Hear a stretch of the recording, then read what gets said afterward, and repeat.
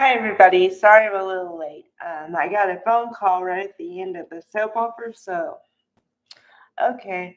Uh, YNR is really good, which I have a theory going when one of the soap operas is really good, the other one is kind of lackluster. So, and it's starting to be proven because YNR is really good. So, all right. We have Claire coming back home to Genoa City at some point. I guess tomorrow. Because you're supposed to believe she's in LA for her last day today.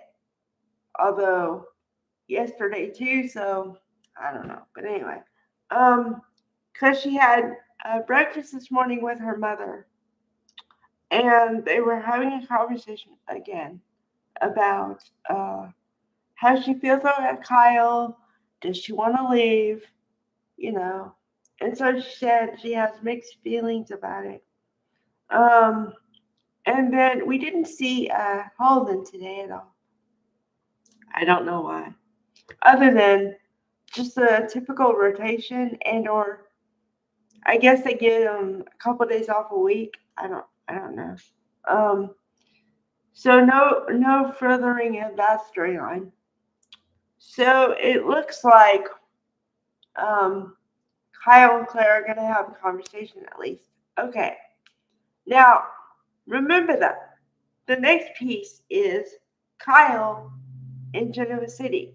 Now, the odd thing is, his parents, Jack and Diane, at first had convinced him to not go to LA right away, right? And now they're changing it too.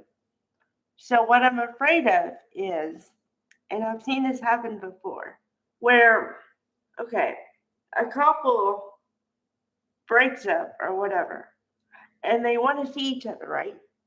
And the one person is in one place and the other person's in another place and they miss each other. Like literally physically miss each other location wise. That's what I'm afraid of. So I don't know. I don't know if that's gonna come to fruition. I hope not, but who knows? It might add to the drama. They might do that.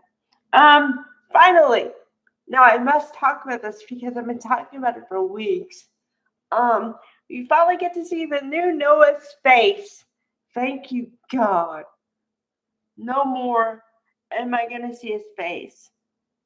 Okay, I now don't care because there was too much buildup for this one moment, and at the point at which I'm screaming at the TV, just reveal what he looks like, and you do it, then I'm no longer interested. Sorry, that's how I work.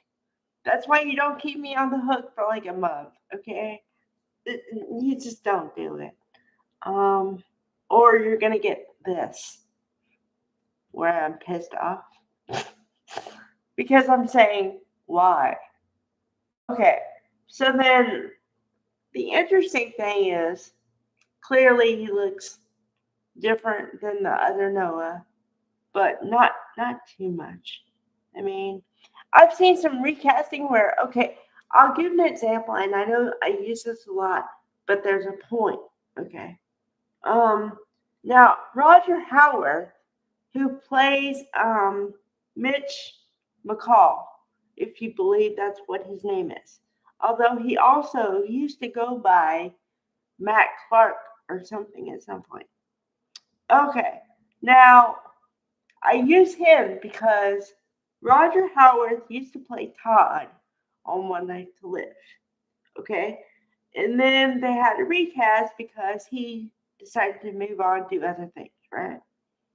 And he had a very noticeable scar on his face from a fight he had been in, and that was a collateral damage, right? Okay, so when they recast him with Trevor St. John, they had to tell that he had a whole nother facelift and they had to make up a story on why his face was so clean with no scars anywhere or anything like that. So at least in this recasting, he kind of looks like Noah. But of course, a little different, but not like so drastic that you're like, whoa, what? Wait a minute. So good job on the casting department. Okay, now, and then the cutest thing happened at the very first of the episode, which was we got to see Harrison again, and Harrison went back to school. So they asked him because you're supposed to believe he just got out of school for the day. So then they asked him, "How was your day?" And he was really short with his answers. And Jack picked up on it and said, "You're not really talkative today. Why?" But he said, "I'm putting on my game face." And then Jack is like, "What?" And then so Kyle had to explain that since Connor's party, Connor's been talking to him about hockey, and now all he wants to do is play hockey. So, but it was cute. It was really cute. It was like a very in the moment thing, and it was really funny. I love the interaction. Like I said, I love the interaction between parent and child when you can tell it's genuine. I love that stuff. Yeah. So okay.